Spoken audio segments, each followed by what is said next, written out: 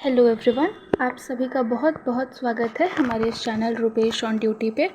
तो आज के इस वीडियो में हम लेकर आए हैं आप सभी के लिए top 50 question of biology.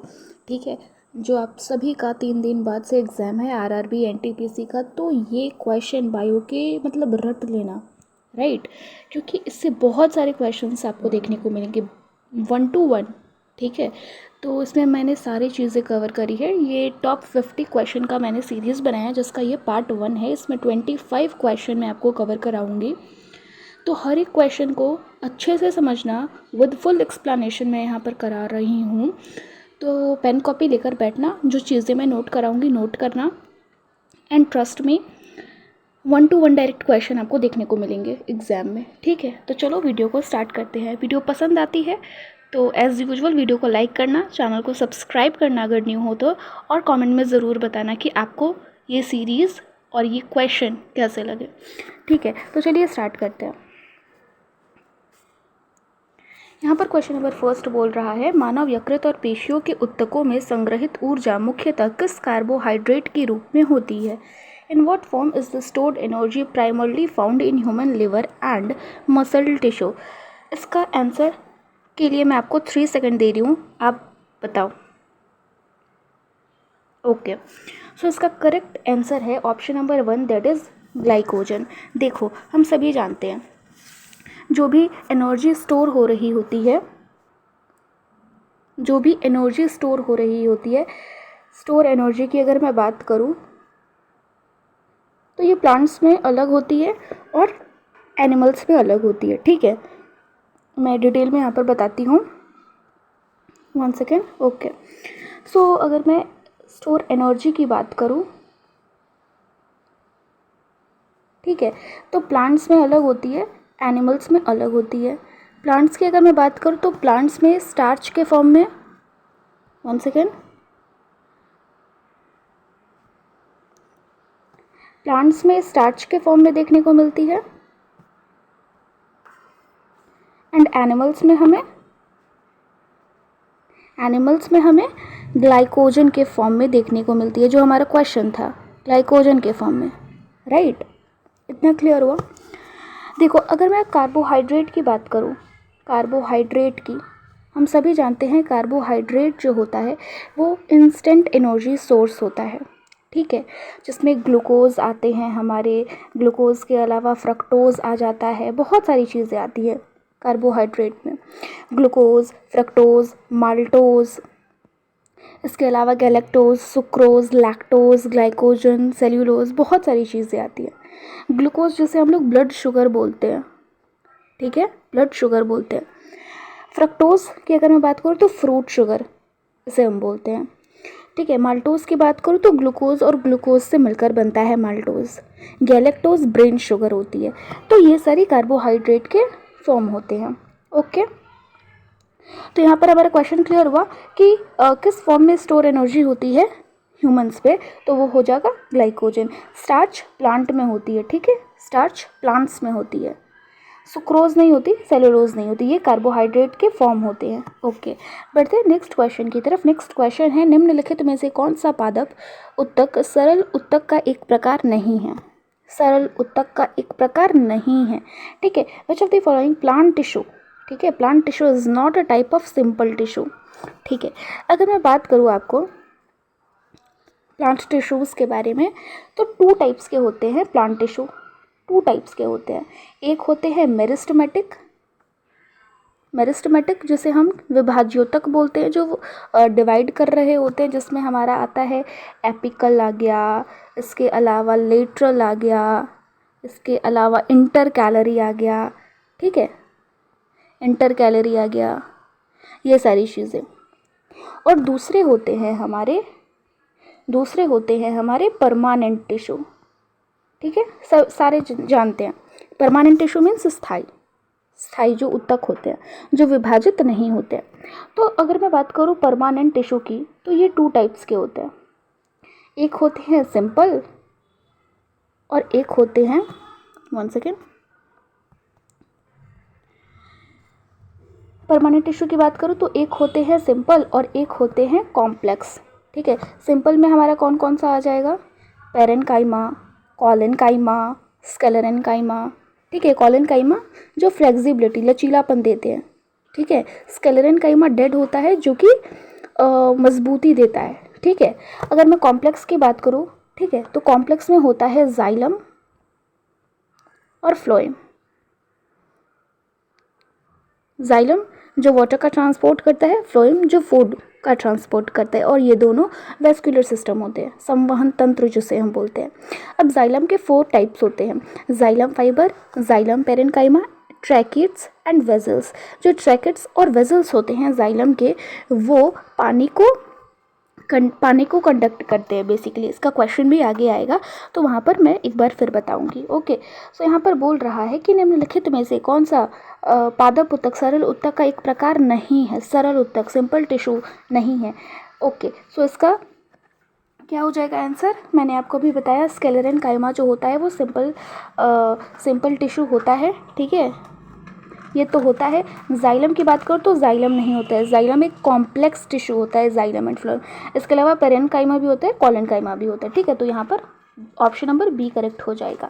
Okay, बढ़ते हैं नेक्स्ट क्वेश्चन की तरफ। नेक्स्ट क्वेश्चन है, जाइलम उत्तक के कौन से तत्व परस्पर जल संवाहक चैनल बनाते हैं? Which element of xylem tissue from water conducting channel among themselves? So अगर मैं इसकी बात करूँ, यहाँ पर है only vessels and xylem fibers, tracheids and xylem fibers and vessels and tracheid. तो इसका ऑप्शन नंबर डी करेक्ट हो जाएगा। मैंने अभी आपको जस्ट बताया कि जाइलम के 4 पार्ट्स होते हैं, xylem fiber, xylem parenchyma, tracheids and vessels. तो ट्रैकिड्स और वेजल्स जो होते हैं जाइलम के, वो वाटर को कंडक्ट कर रहे होते हैं। ठीक है, वाटर कंडक्टिंग चैनल होते हैं। तो यहाँ पर ऊपर के तीनों ऑप्शन गलत हो जाएंगे। Option number 4 is the correct option. Okay, बढ़ते हैं नेक्स्ट क्वेश्चन की तरफ। नेक्स्ट क्वेश्चन है, एकल संकर क्रॉस की F2 पीढ़ी सामान्यतः किस लक्षण प्ररूपी अनुपात को दर्शाती है? The F2 generation of a single hybrid cross generally shows which phenotypic ratio? देखो, सभी जानते हैं जेनेटिक्स के बारे में, जेनेटिक्स जिसे हम अनुवांशिकी बोलते हैं। ठीक है, तो ग्रेगर जॉन मेंडल ने बेसिकली गार्डन पी, जिसे हम पाइसम सेटाइवम बोलते हैं, ठीक है, तो उसके 7 कैरेक्टर्स को ऑब्जर्व किया था और बहुत सारे क्रॉसेस, बहुत सारे लॉज बताए थे। ठीक है, 3 लॉज बताए थे, सभी जानते हैं, लॉ ऑफ डोमिनेंस, 3 लॉज बताए थे, law of dominance, law of segregation और लॉ ऑफ इंडिपेंडेंट असॉर्टमेंट। ठीक है, 3 लॉज हो गए इनके। अब इनके 2 क्रॉस थे, एक मोनोहाइब्रिड क्रॉस था, एक डाई हाइब्रिड क्रॉस था। If I am talking about monohybrid cross, तो उन्होंने बताया था कि एक टॉल प्लांट लेना है, कैपिटल टी, और एक स्मॉल प्लांट लेना है। ये F1 जनरेशन का मैं बता रही हूँ। ठीक है, इसको क्रॉसिंग करवाएंगे। ठीक है, तो पनेट स्क्वायर की वजह से आएगा, एक में capital T small T, capital T small T, फिर capital T small T and capital T small T, चारों के चारों कैपिटल टी स्मॉल टी, मतलब सारे के सारे लंबे होंगे क्योंकि यहाँ पर कैपिटल टी डोमिनेट कर रहा है, तो यहाँ पे लॉ ऑफ डोमेंस शो हो रहा है। ठीक है, तो अब F2 जनरेशन की अगर मैं बात करूँ, जो क्वेश्चन पूछ रहा है F2 जनरेशन की बात करूँ, तो यहाँ पर हम उन्हीं दोनों के बीच सेल्फिंग करा रहे हैं। ठीक है, उन्हीं दोनों के बीच सेल्फिंग कराएंगे। तो यहाँ पर हमें देखने को मिलेगा फिनोटिपिक रेशियो 3:1 आएगा। ठीक है, मीन्स 3 प्लांट लॉन्ग हो गए और 1 प्लांट ड्रॉप होगा, बौना होगा। ठीक है, तो यहाँ पर मैं आपको करके दिखा देती हूँ, 1 सेकेंड। ओके, सो इधर एक हम बनाते हैं Punnett square, capital T small T, capital T small T. Okay, colour change कर लेते हैं हम। तो इसको क्रॉस करेंगे कैपिटल टी, इसे कराएंगे कैपिटल टी स्मॉल टी, इसे क्रॉस कराएंगे capital T small T, and इसे क्रॉस करेंगे तो स्मॉल टी। देखो, फिनोटिपिक रेशियो क्या होता है? जो बाहर से देखने पर आपको टॉल दिख रहा है या फिर ड्रॉप दिख रहा है, लंबा दिख रहा है या फिर बौना दिख रहा है, वो फिनोटिपिक कैरेक्टर हो गया। ठीक है, या फिर मॉर्फोलॉजिकल हो गया। लेकिन जीनोटिपिक हो गया कि अंदर से वो कैसे एक्चुअल में। ठीक है, तो अगर मैं फिनोटिपिक कैरेक्टर की बात करूँ यहाँ पे, तो यहाँ पर आपको 3 प्लांट्स लंबे दिख रहे हैं क्योंकि कैपिटल टी उसको डोमिनेट कर दे रहे हैं। तो यहाँ पे 3:1 हो जाएगा, जो कि क्वेश्चन में पूछा है। और वहीं पे मैं जीनोटिपिक रेशियो की बात करूँ, जीनोटिपिक रेशियो की, तो यहाँ पर क्या हो जाएगा, पूरा का पूरा कम्प्लीटली टॉल है, यहाँ पर हो जाएगा 2 आपको मिलेंगे अलग के और 1 मिलेगा कम्प्लीटली ड्रॉप। तो यहाँ पर जीनोटाइपिक रेशियो 1:2:1 हो जाएगा। ठीक है, तो यहाँ पर तो सिंपल सा क्वेश्चन पूछा है कि एकल संकर क्रॉस की F2PD सामान्यतः किस लक्षण प्रारूपी अनुपात को दर्शाती है, तो यहाँ पर हो जाएगा 3:1। ठीक है, बढ़ते हैं नेक्स्ट क्वेश्चन की तरफ। नेक्स्ट क्वेश्चन है यहाँ पर, पौधों में प्रकाश संश्लेषण की प्रक्रिया के संबंध में सही कथन का चयन कीजिए। यह प्रक्रिया मुख्यतः रात के समय जल के संरक्षण के लिए की जाती है। रात के समय तो प्रकाश संश्लेषण नहीं होता, यहाँ तो प्रकाश संश्लेषण पूछा है, फोटोसिंथेसिस पूछा है, तो रात के समय तो नहीं होता है, वो तो दिन के समय होता है जब सनलाइट अवेलेबल होती है।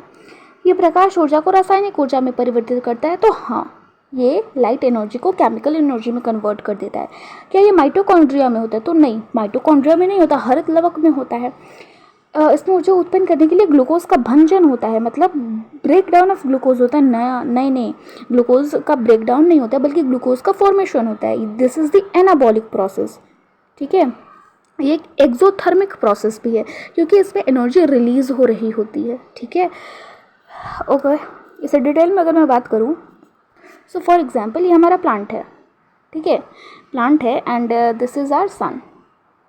ठीक है, तो यहाँ पर सनलाइट आ रही है, सूर्य का प्रकाश, सनलाइट देखने को मिलेगा। ठीक है, सनलाइट देखने को मिलेगा। इसके अलावा अगर मैं बात करूँ तो हमें ये आउटर इन्वायरमेंट से CO2 लेगा, कार्बन डाइऑक्साइड, ठीक है, और जल लेगा रूट से। इतना चीज़ें लेकर वो अपना खाना बनाएगा, बेसिकली फोटोसिंथेसिस। फोटोसिंथेसिस कहाँ होता है, तो ये होता है आपके फोटोसिंथेसिस क्लोरोफिल में होता है, जो कि हरित लवक में बेसिकली, और वहाँ पर मैग्नीशियम धातु प्रेजेंट होती है। हमें ये चीज़ें भी याद रखनी है। ठीक है, तो पौधे जो होते हैं वो प्रोड्यूसर होते हैं, उत्पादक होते हैं। क्यों होते हैं, क्योंकि वो अपना भोजन जो होते हैं वो खुद बना लेते हैं, ऑटोट्रॉफिक ऑर्गेनिज्म होते हैं। ठीक है, तो अगर मैं बात करूँ इसके रिएक्शन की, तो पौधे जो होते हैं वो पौधे जो होते हैं वो कार्बन डाइऑक्साइड इन्वायरमेंट से ले लेते हैं, CO2। इसके अलावा वो वाटर रूट से लेते हैं। ठीक है, प्रकाश की उपस्थिति में ये बनाते हैं C6H12O6, जो कि ग्लूकोज होता है, एंड इसके अलावा ऑक्सीजन। अगर मैं इसे बैलेंस करूँ तो यहाँ पर 6CO2 6H2O और यहाँ पर 6O2 निकलेगा। ठीक है, तो बेसिकली ये एक एनाबॉलिक प्रोसेस है। एनाबॉलिक मीन्स ग्लूकोज का यहाँ पर भंजन नहीं हो रहा है, ब्रेक डाउन नहीं हो रहा है, हम ग्लूकोज का निर्माण कर रहे हैं। ठीक है, और ये एक एक्सोथर्मिक प्रोसेस है, एनर्जी हमारी रिलीज हो रही है। ठीक है, ओके, बढ़ते हैं नेक्स्ट क्वेश्चन की तरफ। देखो, सेशन आपको अच्छा लग रहा है तो आप लाइक करके और कमेंट सेक्शन में हमें बता सकते हैं। ठीक है, ओके, बढ़ते हैं नेक्स्ट क्वेश्चन की तरफ। जंतु कोशिका का नियंत्रण केंद्र, कंट्रोल सेंटर किसे कहते हैं? सारे बच्चे जानते हैं, इसका करेक्ट ऑप्शन क्या होगा?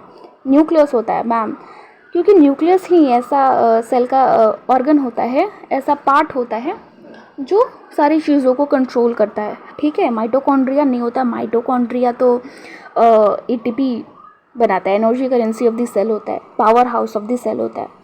राइबोसोम तो प्रोटीन सिंथेसिस करवा रहे होते हैं, लाइसोसोम तो पैकेजिंग कर रहे होते हैं, और सारे के सारे अनडाइजेस्टेड, ठीक है, जो भी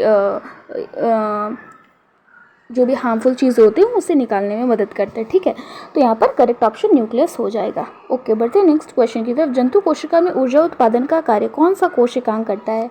विच organelle is responsible for energy production in animal cell? आप सभी को भी पता है एनर्जी प्रोडक्शन। ठीक है, energy means ATP means energy currency of the cell means ATP का फुल फॉर्म क्या हो जाएगा? ATP का फुल फॉर्म क्या हो जाएगा? Adenosine triphosphate. ठीक है, तो ये energy currency of the cell होती है जो माइटोकॉन्ड्रिया बनाती है। तो बेसिकली माइटोकॉन्ड्रिया को हम power house of the cell बोलते हैं। ठीक है, गोल्जी अपरेटस नहीं होगा, न्यूक्लियस नहीं होगा, सेल मेम्ब्रेन नहीं होगा। ठीक है, ओके, बढ़ते हैं नेक्स्ट क्वेश्चन की तरफ। नेक्स्ट क्वेश्चन है, जंतु कोशिका में प्रोटीन सिंथेसिस का काम कौन करता है? Which organelle perform protein synthesis in animal cell? तो प्रोटीन की सिंथेसिस हमारी राइबोसोम कर रही होती है। ठीक है, राइबोसोम एक नॉन मेम्ब्रेन बाउंड ऑर्गेनेल है। ठीक है, जो यूकैरियोट्स और प्रोकैरियोट्स दोनों में प्रेजेंट होती है। ठीक है, नॉन मेम्ब्रेन बाउंड मतलब नॉन मेम्ब्रेन बाउंड ऑर्गेनेली कहने का क्या मतलब है कि बाकी सारे जो ऑर्गन होते हैं, जो भी होते हैं, वो एक आउटर कवरिंग उसके ऊपर रहती है ताकि वो प्रोटेक्टेड रह सके। लेकिन राइबोसोम और सेंट्रोसोम में नहीं होता है। सेंट्रोसोम जो एनिमल सेल में होता है और वो सेल डिवीजन में हेल्प करता है, ठीक है। तो ribosome non membrane bound organelle है। इसके अलावा मैं राइबोसोम की बात करूँ तो राइबोसोम प्रोकैरियोट्स एंड यूकैरियोट्स दोनों में प्रेजेंट होता है। प्रोकैरियोट्स में प्रेजेंट होता है तो 70S के फॉर्म में, यूकैरियोट्स में प्रेजेंट होता है तो 80S के फॉर्म में। एस क्या है? स्वेटबर्ग्स यूनिट, जिसे हम सेडिमेंटेशन कोफिशिएंट बोलते हैं। इतना क्लियर है? 70S को अगर मैं तोड़ूँ तो ये 50S और 30S के फॉर्म में टूटता है। अब इसे सिंपल मैथमेटिक से मत ऐड करना, 50 और 30 80 होते हैं मैम, लेकिन ये तो 70S है, तो इसमें ऐसा नहीं होता है, ठीक है। ये 50S और 30S में टूटता है। अगर मैं यूकैरियोटिक राइबोसोम जो कि 80S है उसको तोड़ते हुए ये 60S और 40S में टूटता है, ठीक है। प्रोटीन सिंथेसिस इसका काम होता है। ओके, लाइसोसोम नहीं होगा, वैक्यूल्स नहीं होंगे, सेंट्रोसोम नहीं होगा। बढ़ते हैं नेक्स्ट क्वेश्चन की तरफ। नेक्स्ट क्वेश्चन है, जंतु कोशिका में कोशिका विभाजन में सहायता करने वाला कोशिकांग कौन सा है? Which organelle help in cell division in animal cell?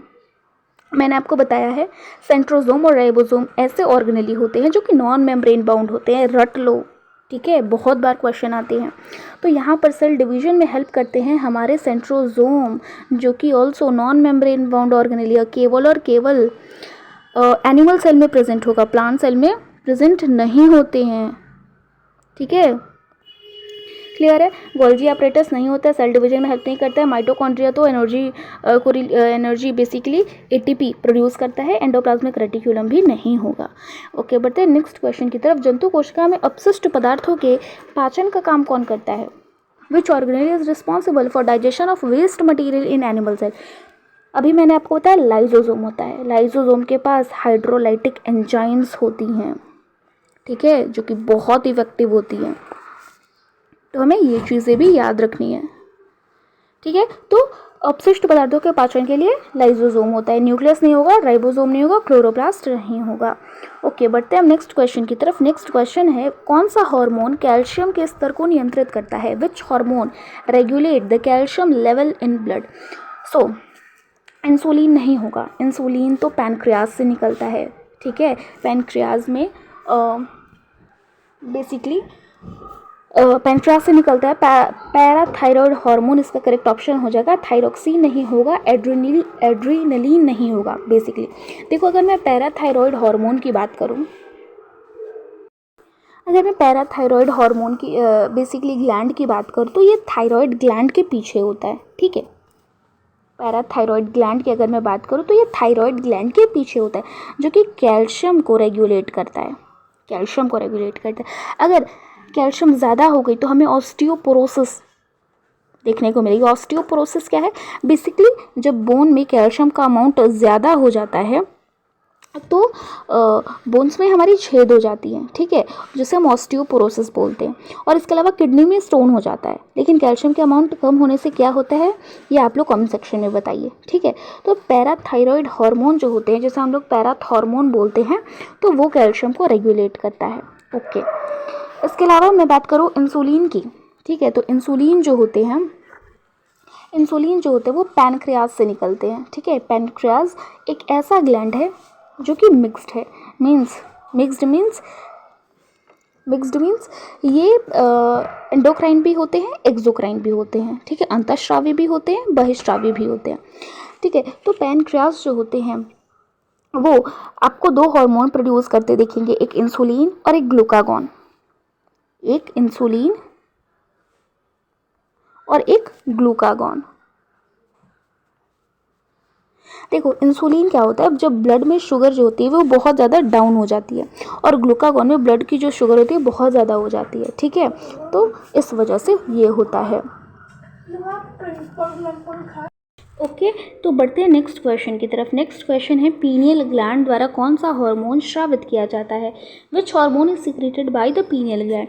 देखो, पीनियल ग्लैंड जो होती है वो बेसिकली एक स्लीप हार्मोन प्रोड्यूस करती है, जो हमें सोने के काम में आता है, स्लीप हार्मोन, ठीक है।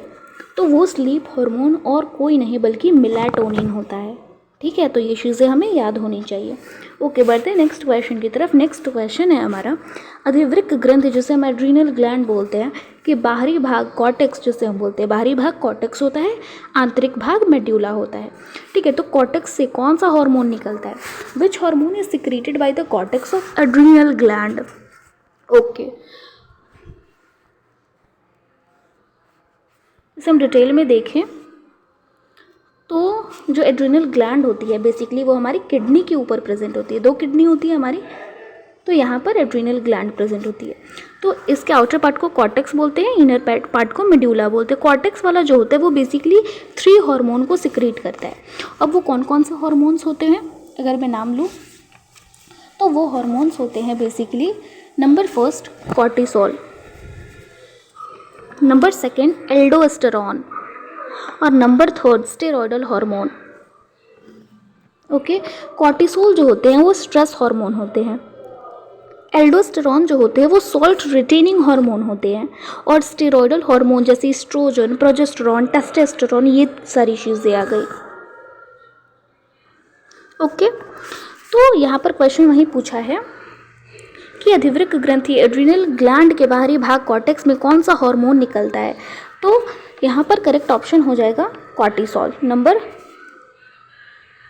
Third cortisol. ठीक है, ओके, बढ़ते हैं नेक्स्ट क्वेश्चन की तरफ। नेक्स्ट क्वेश्चन है यहाँ पर, हाइपोथैलेमस और पिट्यूटरी ग्रंथि के बीच संबंध को क्या कहते हैं? Hypothalamus and pituitary gland, the relationship between hypothalamus and pituitary gland is known as. तो इसका करेक्ट ऑप्शन डाइजेस्टिव कंट्रोल नहीं होगा, इम्यून कंट्रोल नहीं होगा, एक्सक्रीटरी कंट्रोल नहीं होगा, न्यूरो एंडोक्राइन कंट्रोल होगा। इसे समझने की ज़रूरत नहीं है क्योंकि ऑप्शन साफ साफ क्लियरली विजिबल हैं। ओके, नेक्स्ट क्वेश्चन है, अग्नाशय जिसे हम पैनक्रियास बोलते हैं कि लैंगरहैंस द्वीपिका, जिसे हम आइसलेट्स ऑफ लैंगरहैंस बोलते हैं, कि बीटा कोशिका में कौन सा हार्मोन बनता है? तो मैंने आपको बताया पैनक्रियास एक मिक्स्ड ग्लैंड है, एंडोक्राइन भी है, एक्सोक्राइन भी है।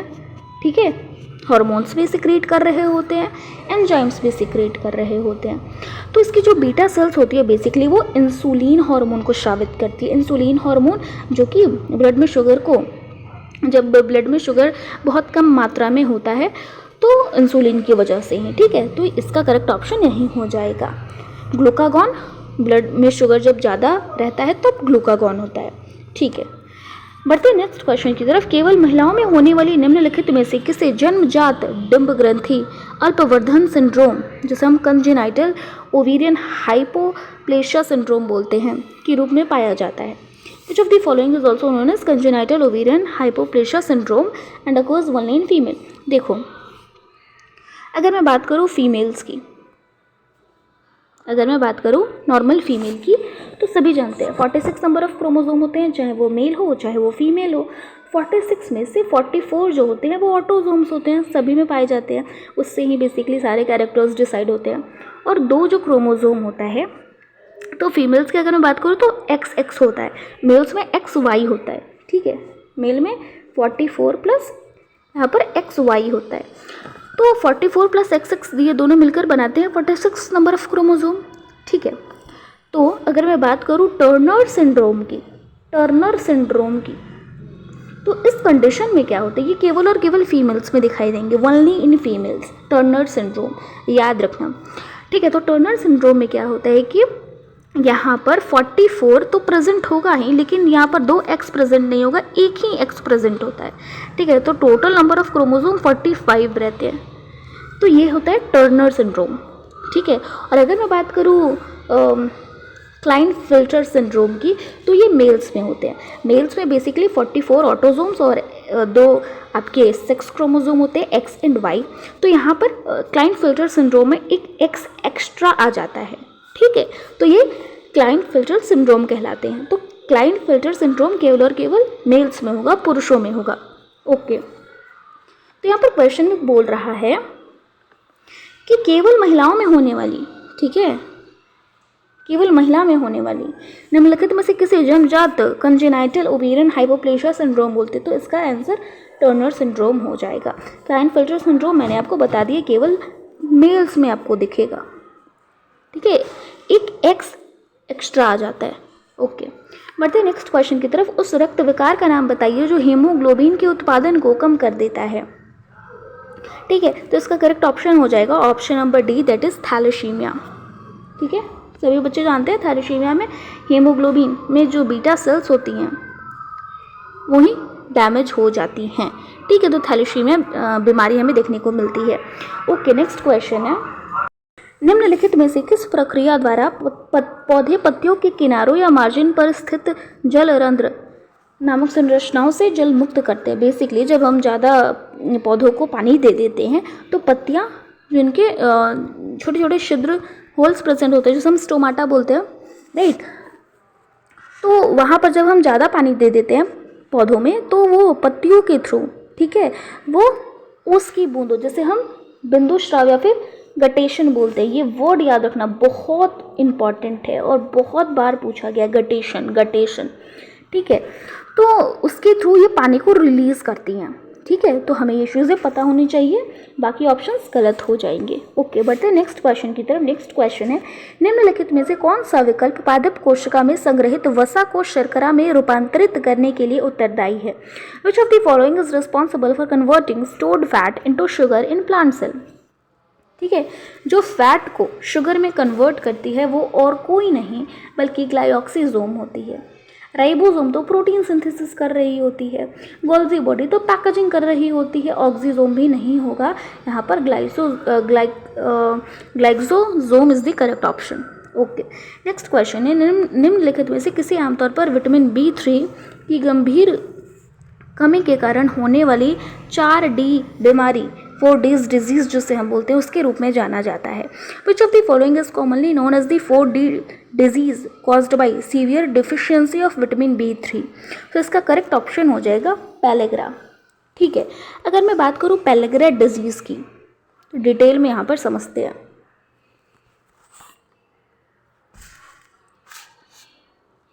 ओके, तो यहाँ पे बात करूँ पेलेग्रा डिजीज़ की,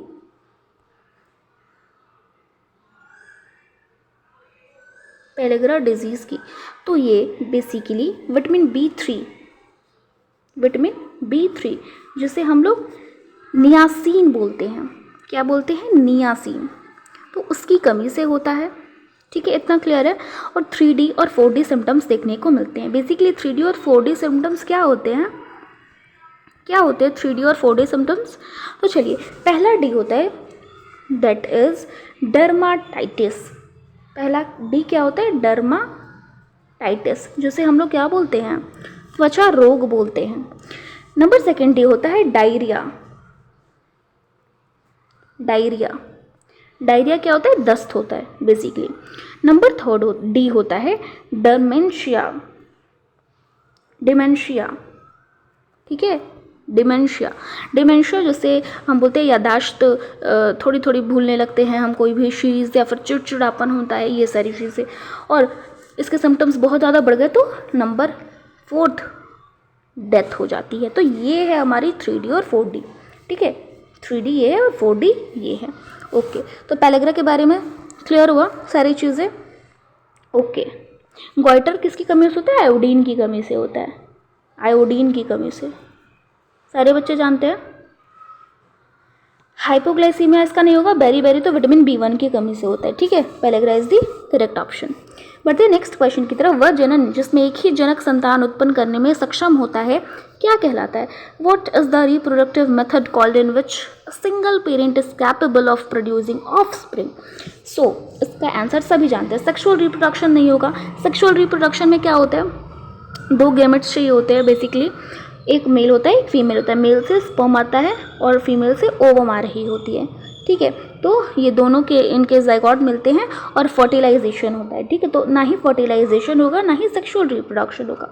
पॉलिनेशन में क्या होता है, बेसिकली पॉलिनेशन हमें प्लांट्स पे देखने को मिलता है, जो कि अगर मैं बात करूँ तो ये हमारी रहती हैं स्त्री केसर, जिसे हम लोग गाइनोशियम बोलते हैं। यहाँ पर स्टिग्मा, स्टाइल एंड ओवरी होता है, और ये होता है हमारा पुंकेसर बेसिकली, जिसे हम लोग एंड्रोशियम बोलते हैं। तो पॉलन आता है स्टिग्मा के पास और पॉलन ट्यूब का फॉर्मेशन होता है और ओवरी में जाके इसका निर्माण होता है। तो पॉलिनेशन भी नहीं होगा, ये सेक्सुअल रिप्रोडक्शन सही हो जाएगा क्योंकि इसमें सिंगल पेरेंट की ज़रूरत होती है, हमें सभी जानते हैं। ठीक है, बढ़ते हैं नेक्स्ट क्वेश्चन की तरफ। नेक्स्ट क्वेश्चन है, हमारे शरीर की कोशिकाओं में उपस्थित अम्ल कौन सा होता है? The acid present in the cell of our body is none other than deoxyribonucleic acid, जिसे हम लोग डीएनए बोलते हैं। ठीक है, डबल हेलिकल होता है हमारे न्यूक्लियस में। ओके, नेक्स्ट क्वेश्चन है, निम्नलिखित में से कौन सा कोशिका झिल्ली का प्राथमिक काम है? What is the primary function of the cell membrane? क्या प्रोटीन का संश्लेषण करती है? अरे बाप रे, प्रोटीन का संश्लेषण तो राइबोसोम करती है। तो क्वेश्चन कर करके थक गए। नेक्स्ट, कोशिका के अंदर और बाह्य पदार्थों का आवागमन। जी हाँ, क्योंकि सेल मेम्ब्रेन आउटर कवरिंग होती है एनिमल सेल की। ठीक है, क्योंकि एनिमल सेल में सेल वॉल प्रेजेंट नहीं होता, प्लांट सेल में सेल वॉल सेल मेम्ब्रेन दोनों प्रेजेंट होते हैं, तो आउटर में सेल वॉल हो जाएगा प्लांट में। लेकिन एनिमल की बात करूँ तो एनिमल में केवल और केवल सेल मेम्ब्रेन आउटर होता है। तो ये सेल मेम्ब्रेन जो आउटर होगा वही तो डिसाइड करेगा ना कि क्या चीज़ को अंदर लेना है, क्या चीज़ को बाहर करना है। ठीक है, सेल मेम्ब्रेन जो होती है वो एक सेमी परमिएबल मेम्ब्रेन होती है, अर्धपारगम्य झिल्ली, सेमी परमिएबल। ठीक है, सारी चीज़ों को अंदर नहीं लेगी, सिलेक्टिव चीज़ों को अंदर लेगी, सिलेक्टिव चीज़ों को बाहर करेगी। ठीक है, तो प्रोवाइड स्ट्रक्चरल सपोर्ट नहीं, स्टोर जेनेटिक इन्फॉर्मेशन नहीं, ये तो डीएनए करता है। ठीक है, ओके, यहाँ पर बी ऑप्शन करेक्ट हो जाएगा। नेक्स्ट है, मनुष्य में मलेरिया फैलाने वाला प्लाज्मोडियम फैल्सिपेरम निम्नलिखित में से किस समूह में रखा गया है? Plasmodium falciparum which causes malaria in human is kept in which among the following groups? Bacteria नहीं, बैक्टीरिया तो नहीं होगा, बैक्टीरिया जो होता है वो मोनेरा किंगडम होता है, मोनेरा। वायरस, वायरस का तो कोई किंगडम ही नहीं होता है। प्रोटोजोआ, हाँ प्रोटोजोआ में होता है ये जो प्लाज्मोडियम फैल्सिपेरम जो मलेरिया कॉज करते हैं। फंजाई, फंजाई तो ये अपना एक अलग किंगडम है फंजाई का। देखो, अगर मैं प्रोटोजोआ की बात करूँ तो प्रोटोजोआ एक किंगडम है बेसिकली। ठीक है, प्रोटोजोआ, यस। तो प्रोटोजोआ की अगर मैं बात करूं तो प्रोटोजोआ में इसका किंगडम सबसे पहले किंगडम क्या हो जाएगा? प्रोटिस्टा। 5 किंगडम होते हैं ना, तो इसका किंगडम प्रोटिस्टा हो जाएगा। प्रोटिस्टा जो कि यूनिसेलुलर होता है, यूनिसेलुलर होता है और यूकैरियोट्स में होता है, यूकैरियोट्स में होता है। ठीक है, तो बैक्टीरियाज जो होते हैं वो मोनेरा में प्रेजेंट होते हैं, ये चीज़ें हमें याद रखनी है। ओके, नेक्स्ट क्वेश्चन है हमारा, लास्ट क्वेश्चन है, कोशिका जीव विज्ञान के संदर्भ में निम्नलिखित में से कौन सा कूटपाद, जिसे हम स्यूडोपोडिया बोलते हैं, का सबसे अच्छा वर्णन करता है? In the context of cell biology which of the following best describe pseudopodia? देखो, स्यूडोपोडिया बेसिकली क्या होता है? एक एक्सटेंशन होता है। ठीक है, सभी जानते हैं अमीबा के बारे में, सारे बच्चे अमीबा से रूबरू हैं। अमीबा एक यूनिसेलुलर ऑर्गेनिज्म है जो फिजन के थ्रू रिप्रोडक्शन करता है। ठीक है, बाइनरी फिजन के थ्रू। तो वो जो फूड पार्टिकल्स को इंगल्फ करता है बेसिकली स्यूडोपोडिया। जैसे फॉर एग्जांपल ये अमीबा है, तो और यहाँ पर कुछ फॉरेन बोल रही हूँ, कोई फूड पार्टिकल है, तो इसे कैप्चर करना है, तो ये बेसिकली क्या करता है? स्यूडोपोडिया बनाता है, कुछ इस टाइप का। ठीक है, तो वही क्वेश्चन बोल रहा है कि स्यूडोपोडिया का सबसे अच्छा वर्णन कौन करता है? सो कोशिका की सतह पर गति और श्वसन के लिए नहीं, कोशिका के लिए ऊर्जा उत्पन्न करना नहीं, कोशिका को यांत्रिक सहायता प्रदान करने वाली कठोर संरचना नहीं, ये भी नहीं होगा। गति और भोजन ग्रहण के लिए उपयोग की जाने वाली कोशिका झिल्ली के अस्थायी विस्तार, ये हो जाएगा option number D is the correct option. ठीक है, तो आज के इस वीडियो में मैंने आपको 25 क्वेश्चन कराए हैं। ठीक है, सारे क्वेश्चन मैंने खुद बनाए हैं। ठीक है, और इसे तो रट लेना क्योंकि बहुत इंपॉर्टेंट क्वेश्चन है। इसका पार्ट 2 लेकर आऊँगी मैं। ठीक है, कमेंट सेक्शन में बताना आपको ये क्वेश्चन कैसे लगे, और लिटरली इससे रट लोगे ना तो मतलब डिट्टो क्वेश्चन आपको एग्जाम में देखने को मिलेंगे। ठीक है, तो मिलते हैं इसके पार्ट 2 सेशन में। वीडियो पसंद आती है तो वीडियो को लाइक कर, चैनल को सब्सक्राइब करना। Till then bye bye.